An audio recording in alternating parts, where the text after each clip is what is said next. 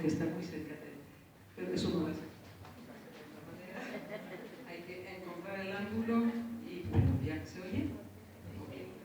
Bueno, buenas noches a todos y me alegro por esa posibilidad de encontrarles y de hablarles un poco de mi libro, Leer el Mundo, que se publicó hace unos días.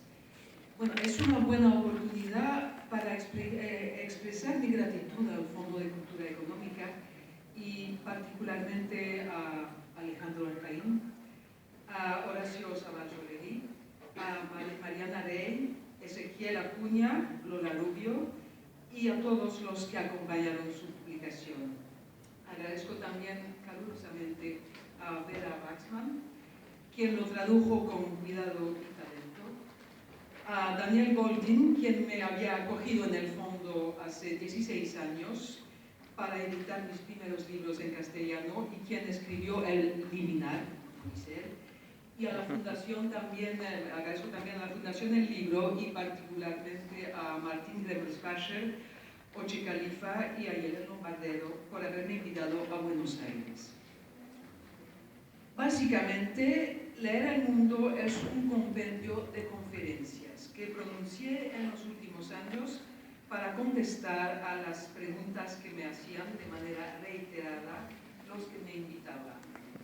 Estas preguntas eran más o menos las siguientes: ¿para qué sirve leer? ¿Por qué leer hoy?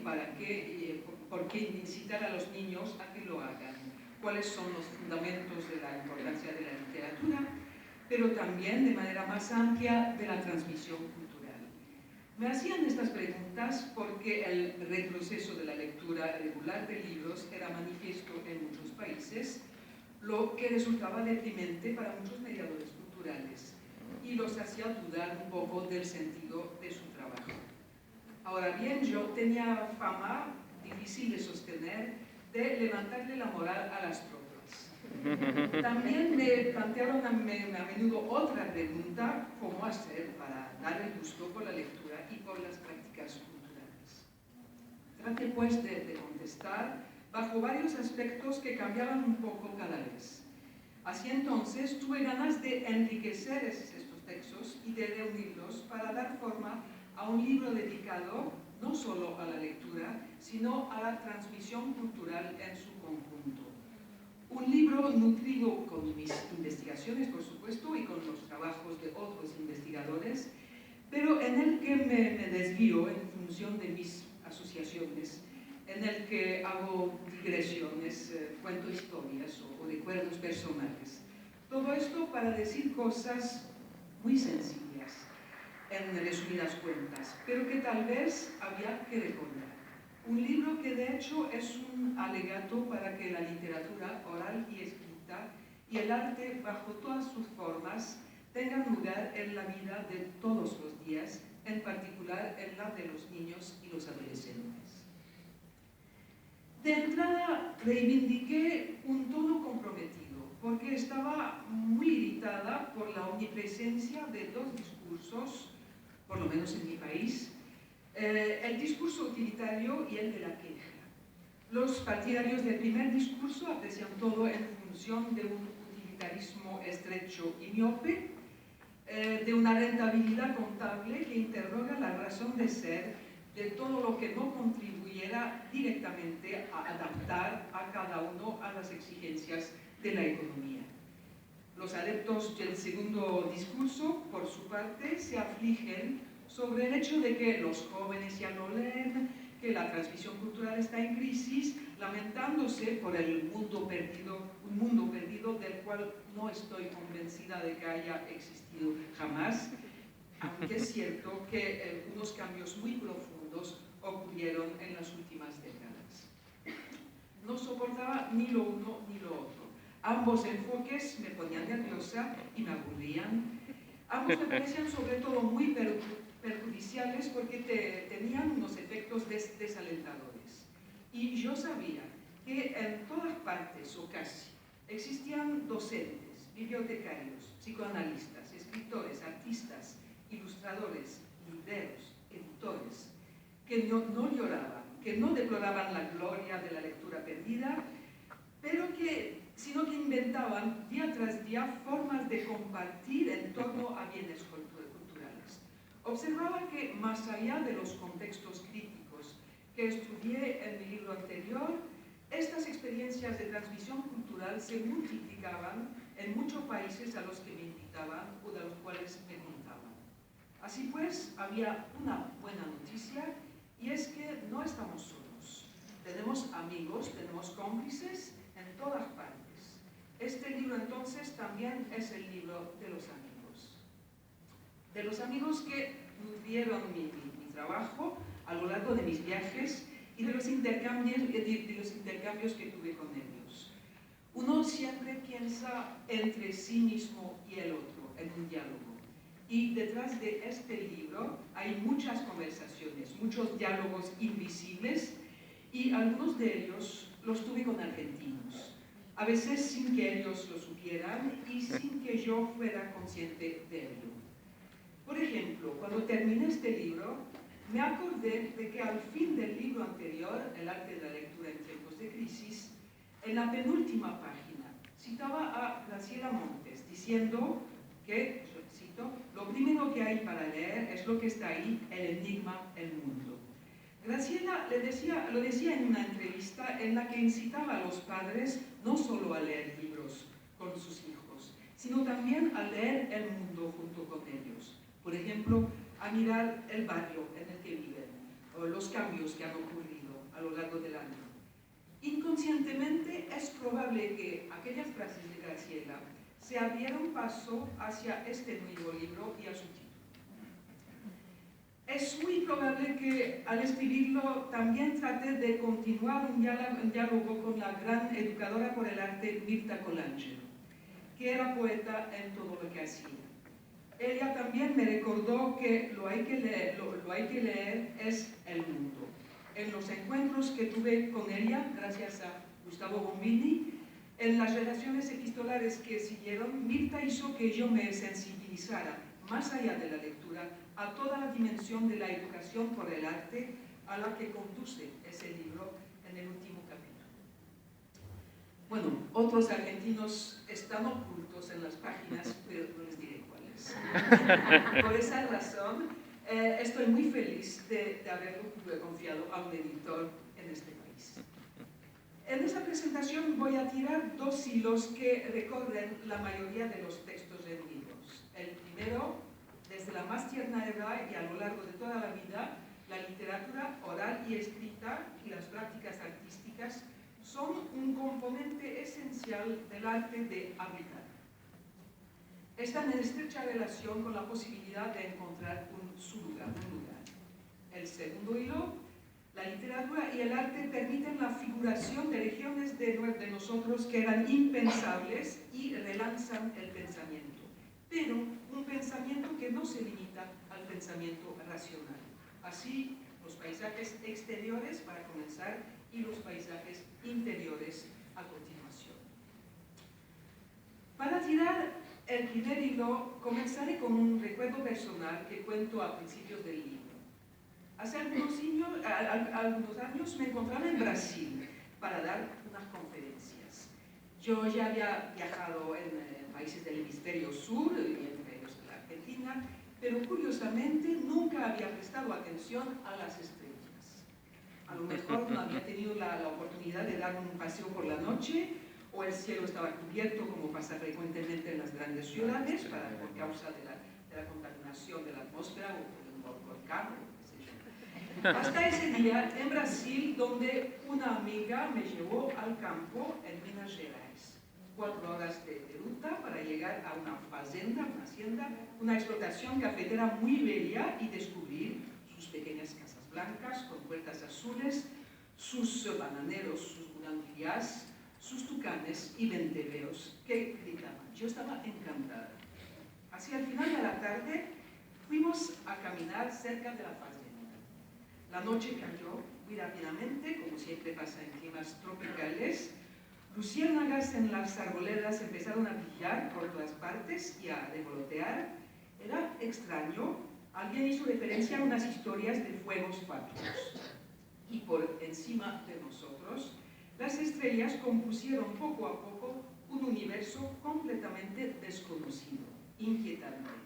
Yo avanzaba en el camino, miraba el cielo, no podía aferrarme a las constelaciones que son tan familiares para quienes vivimos en el hemisferio norte y que llamamos la Osa Mayor y la Menor.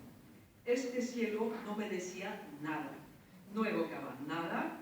Me apresuré a preguntar dónde estaba la Cruz del Sur, que desde la infancia me evocaba de manera vaga unas historias de aviadores. La joven lugareña que nos acompañaba levantó los ojos sin encontrarla. Interpeló a un vecino que pasaba y que dijo que había que esperar hacia las 11 de la noche para verla. Sin siquiera pensar en ello, me había aferrado a ese nombre conocido, Cruz del Sur, para introducir un mojón en ese universo indiferenciado entre esos astros que ninguna figura unía, que no se asociaban a ningún recuerdo y de los que ignoraba todo.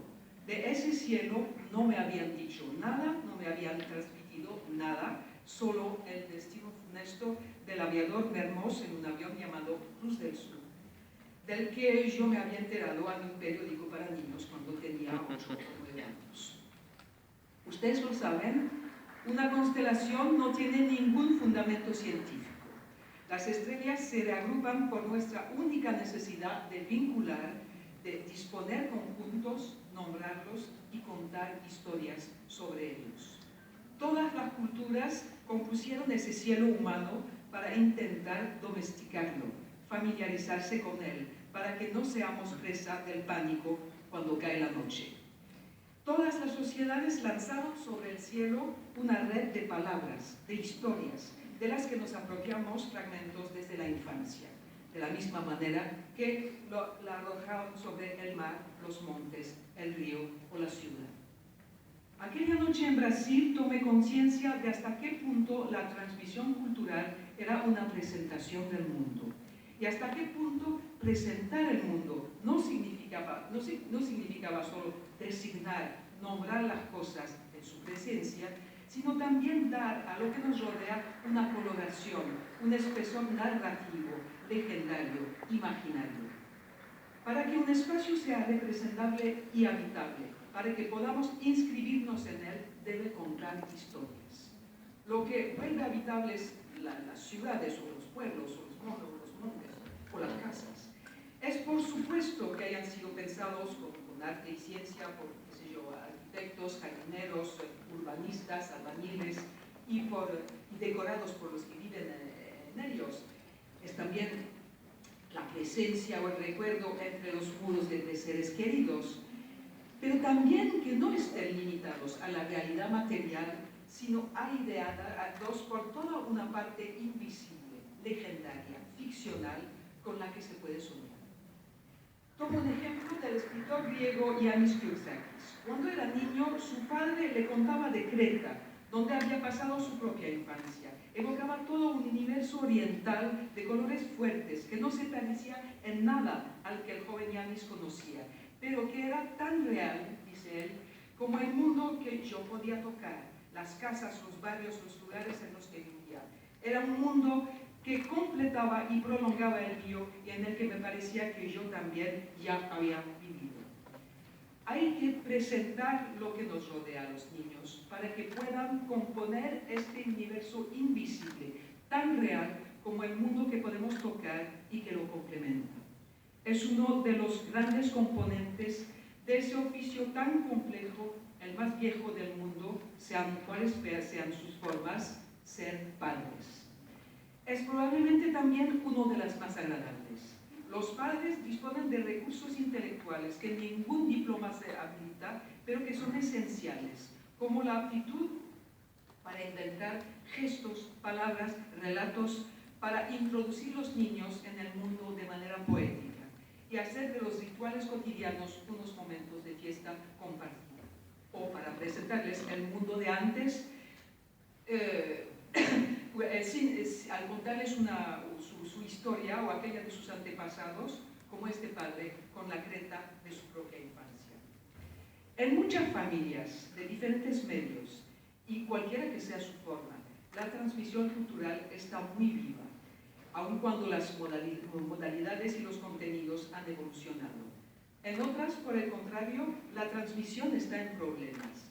Puede ser el caso cuando la lucha por la supervivencia o el trabajo acapara el tiempo cotidiano, cuando los padres están deprimidos por la vida que llevan o por el exilio. Entonces, no siempre están en condiciones de compartir con sus hijos momentos en los que contar, descubrir y soñar el mundo junto a ellos. De decir un versito, de narrar una historia, y menos aún de leerla, lo que supondría que han podido apropiarse de los libros. En esas familias, a los niños les faltará una etapa para integrar los diferentes registros de la lengua y apropiarse un día de la cultura escrita, aquella en la que la literatura oral o escrita inicia en ese uso de las palabras tan vital como inútil, muy cerca de la vida, de los sentidos, de las emociones, del placer compartido, muy lejos del control y de la calificación. Les faltará también todo ese tejido de palabras, de historias, de fantasías que interponemos sin darnos cuenta entre lo real y nosotros. El espacio que los rodea no les dirá nada o poca cosa, o les significará rechazo y humillación si son asignados a territorios estigmatizados, a menos que se encuentren con otros mediadores, como en el ejemplo que sigue. Lo tomo de una escritora y crítica de arte, Mona Tomar, cuyo trabajo sigo desde muchos años. Lo cuento en el libro. Ella lleva adelante talleres de escritura con alumnos de colegio con grandes dificultades escolares en barrios populares del norte de París, entre otros lugares. A comienzo de años se presentan ante ella en pocas palabras: nosotros somos el tacho de basura. Donde sea que se encuentren, ellos dicen siempre: aquí no hay nada. El mundo que les rodea no les dice nada. Entonces, con el apoyo de la literatura, de obras pintadas o de una simple frase, ella trata de volverlos curiosos de lo que está ahí, de la presencia, de lo real, a fin de que abran los ojos sobre lo que no ven y veían. También intenta permitir que se apropien de otros lugares de los que recorren habitualmente. En el centro de su trabajo se encuentra el hecho de experimentar con su cuerpo los textos, las obras pintadas, los espacios públicos, los muelles del río, del Sena.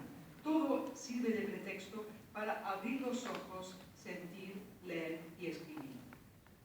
En el Museo de Orsay, por ejemplo, los lleva a ver las regatas en Argenteuil de Claude Monet y quedan estupefactos porque conocen aquel nombre, Argenteuil, ya que ahora es un suburbio donde viven chicos como ellos.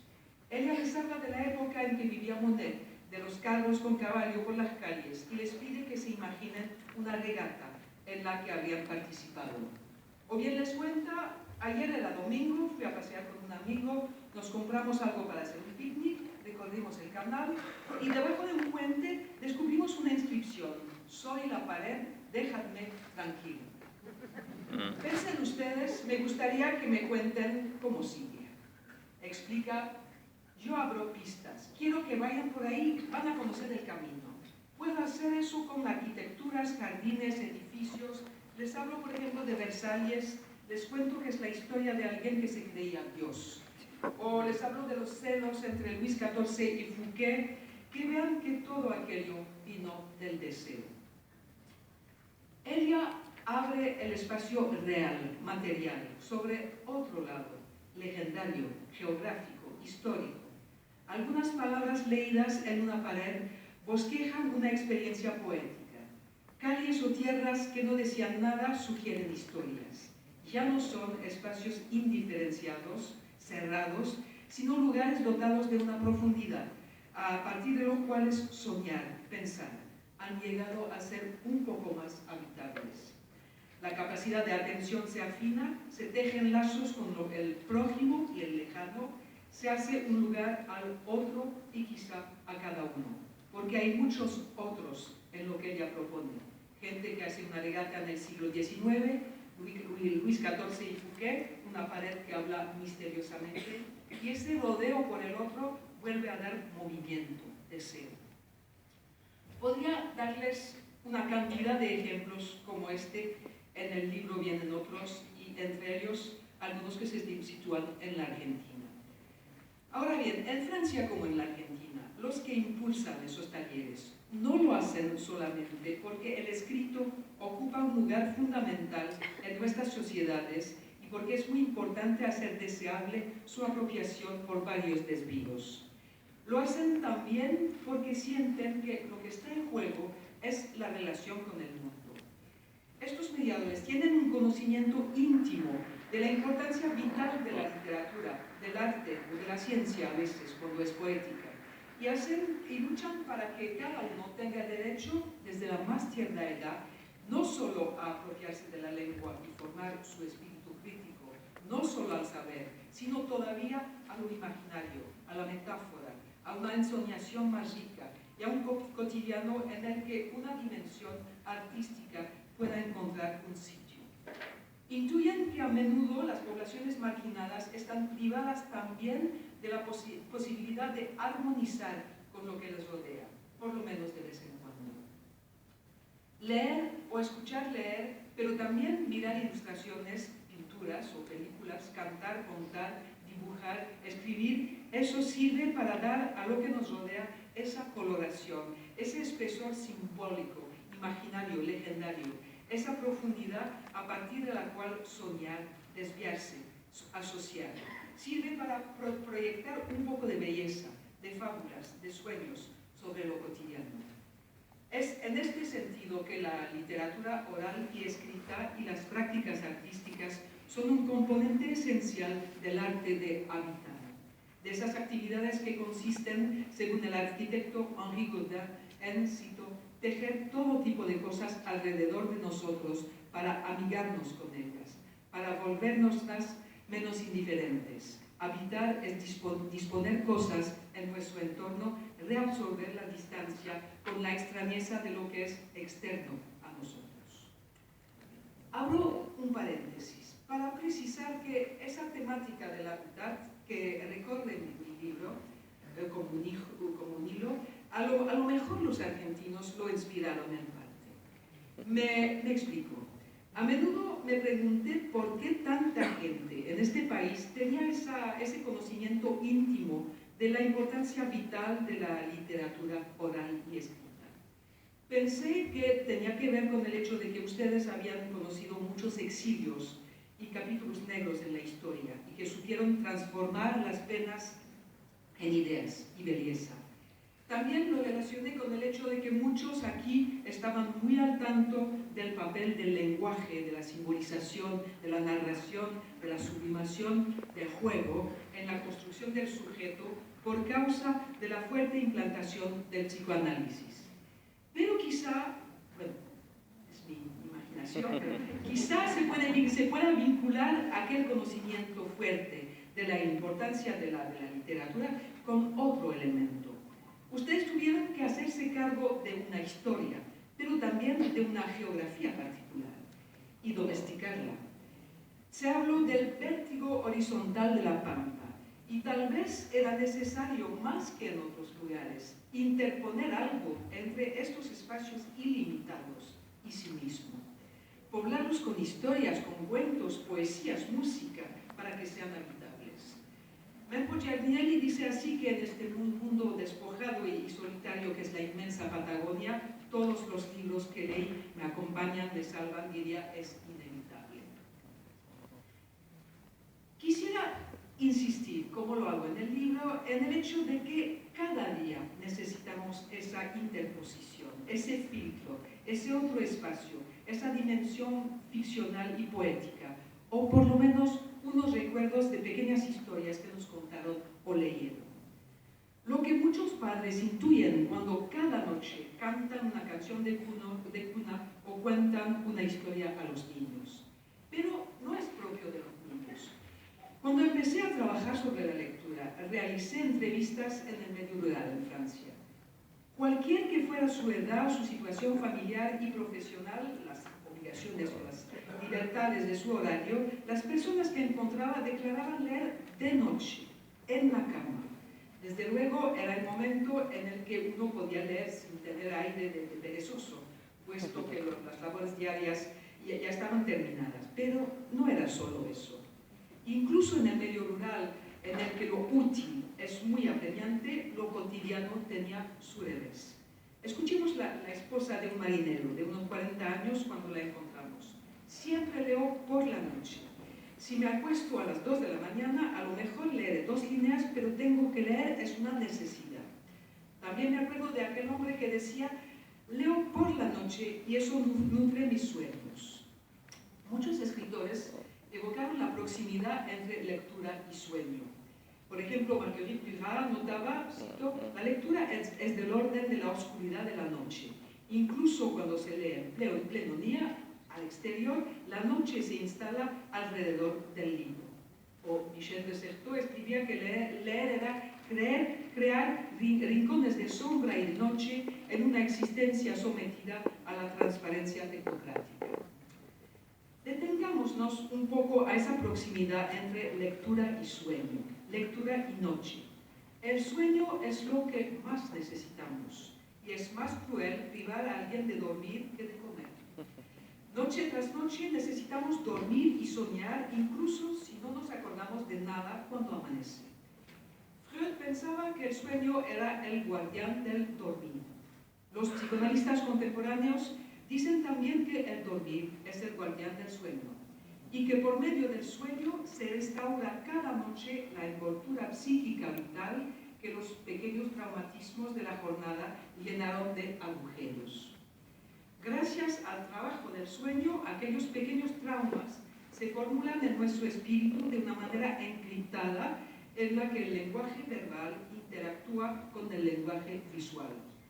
El sueño ya es una puesta en forma. Las emociones, las pasiones, los deseos, los miedos empiezan a transformarse en representaciones.